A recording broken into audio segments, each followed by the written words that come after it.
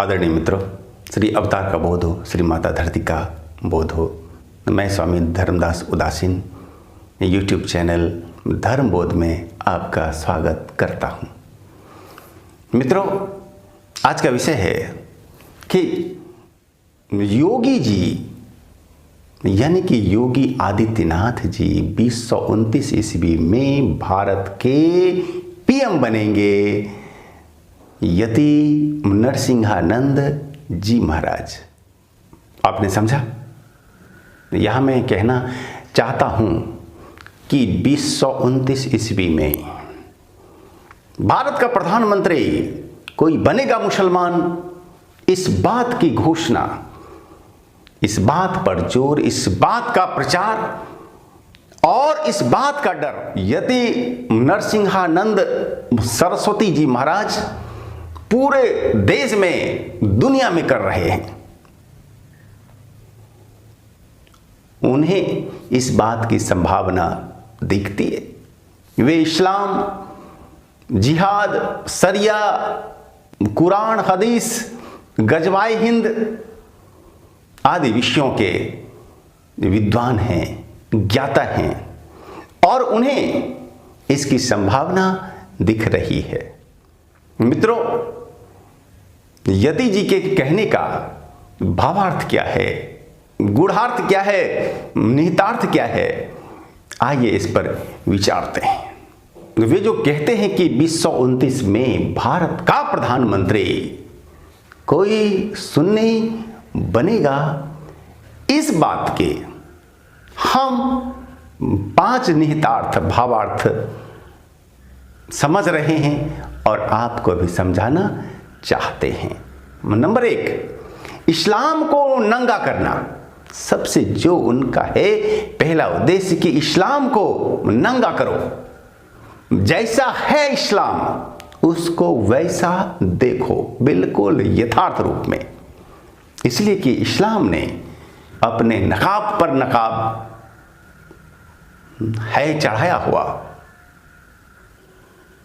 इस्लाम जो है रियल में वह दुनिया को देखता नहीं, वह अपना असली चेहरा दिखाना या स्वीकार करना चाहता नहीं है या वह करता नहीं है। दोस्तों, इस्लाम एक झूठ, असत्य, संकीर्णता, अंधविश्वास,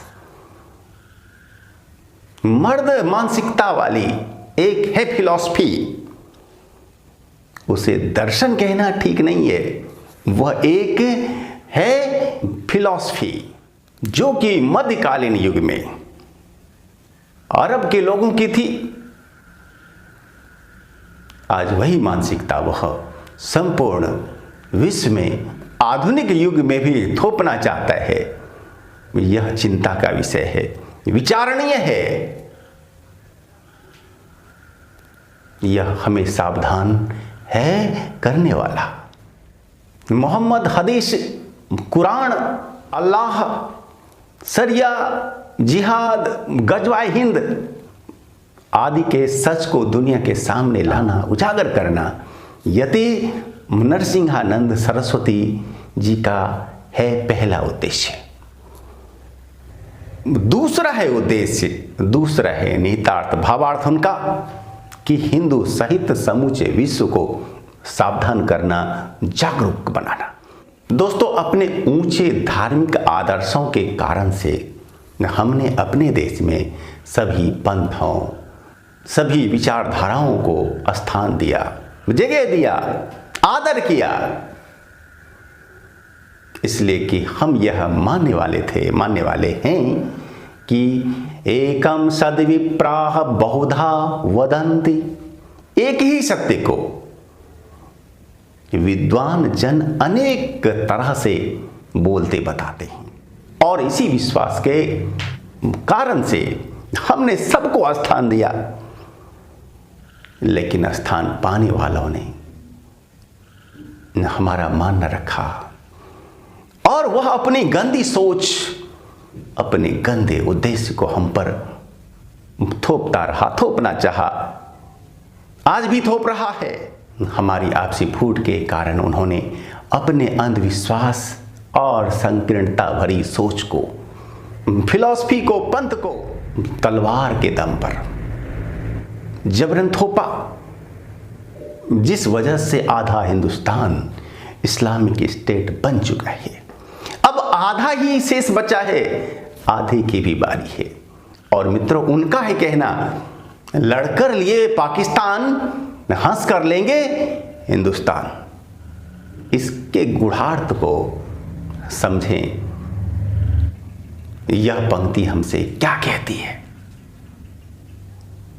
इसके भावार्थ क्या है, निहितार्थ क्या है। हम अधिक आज विस्तार में इस पर नहीं जाएंगे, लेकिन आपको हम सोचने का एक विषय अवश्य दे रहे हैं। दोस्तों, यति जी का है कहना कि हम अपने आधे बचे खुचे भारत को भी तो बचा लें, जितना संभव है उतना तो बचा लें हम। जब जागा तभी सवेरा। अब जागरूक बनो, उठो, चलो बढ़ो, सावधान हो जाओ। अपने धर्म को, अपनी संस्कृति को, अपने देश को बचा लो। अपनी बहन बेटियों को मंडियों में बिकने से बचा लो। अपनी धरोहरों को बचा लो। अपने विश्वास, अपनी विचारधारा को बचा लो। हमारे परिजनों, अपने आप को इस्लाम के पाशविक अत्याचारों से बचा लो। यही समझाना यति नरसिम्हानंद सरस्वती जी का दूसरा उद्देश्य है। तीसरा उद्देश्य है उनका इस्लाम का खात्मा करना। दोस्तों, इस्लाम इसलिए बढ़ रहा है कि हम जागरूक नहीं हैं। हिंदू जागरूक नहीं है, हिंदू नहीं है सावधान।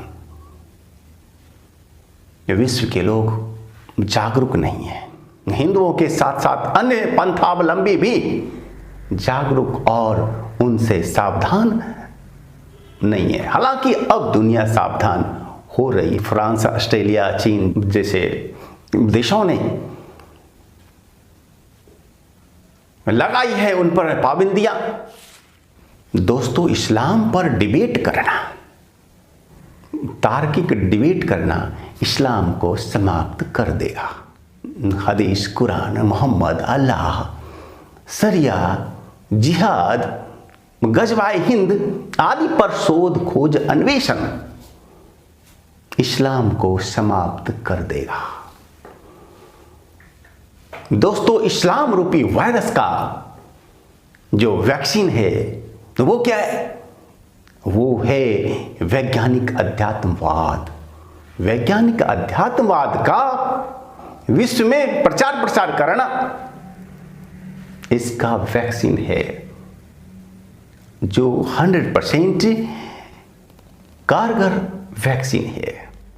और इस कारगर वैक्सीन का यानी कि वैज्ञानिक अध्यात्मवाद का प्रचार प्रसार करना यति नरसिम्हानंद सरस्वती जी का चौथा जो निहितार्थ है वो है 2029 में किसी मुसलमान को भारत का पीएम बनने से रोकने के लिए ये सुप्रयास करना। दोस्तों, यति जी का सारा प्रयास, सारा ध्यान अभी 2029 में किसी मुसलमान को, किसी सुन्नी मुसलमान को भारत का पीएम बनने से रोकना है।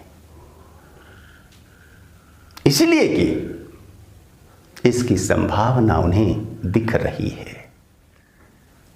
और यदि ऐसा हुआ तो क्या होगा, ये हम शुरू में ही संकेत दे चुके हैं। यदि ऐसा हुआ तो भारत इस्लामिक स्टेट बनेगा। 40% लोग मारे जाएंगे, आधे लोग इस्लाम को मान लेंगे और बाकी बचे लोग विदेशों में शरण लेने के लिए जाएंगे, जैसा यहूदियों के साथ हुआ था।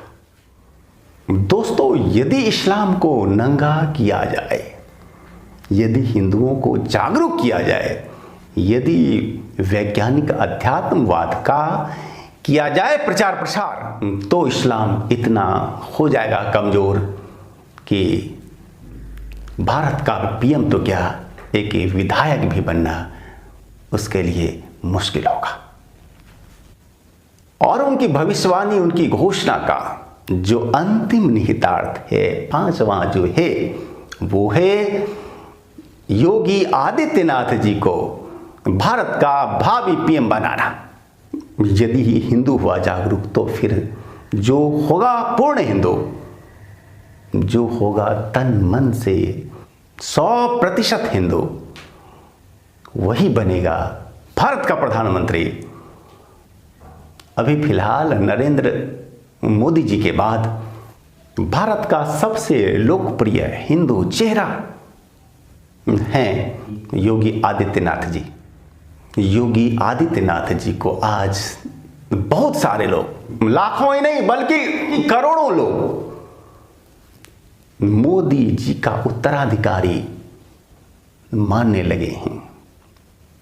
और बोलते हैं बहुत सारे लोग कि चाय वाले के बाद गाय वाले का आना निश्चित है। नरेंद्र मोदी जी के बाद योगी आदित्यनाथ जी भारत के बने प्रधानमंत्री। यही यति नरसिम्हानंद सरस्वती जी का उद्देश्य है। वे योगी जी को अपना आदर्श नेता मानते भी हैं। दोस्तों, संगठित और संकल्पित हिंदू संपूर्ण विश्व के लिए नव विहान, नव प्रकाश लाएगा, ऐसा विश्वास है। और मैं आशा करता हूं कि आप लोग हमारे विचार से, मेरे विचार से सहमत होंगे और अपनी राय, अपना कमेंट आप अवश्य हम तक पहुंचाएंगे। और हमारे इस वीडियो को आप शेयर करना न भूलेंगे। साथ ही यदि मेरे विचार आपको अच्छे लगते हैं तो अपने साथ साथ कम से कम अपने 3 मित्रों को हमारे चैनल के बनाइए सदस्य और हमारा सहयोग करिए। धन्यवाद।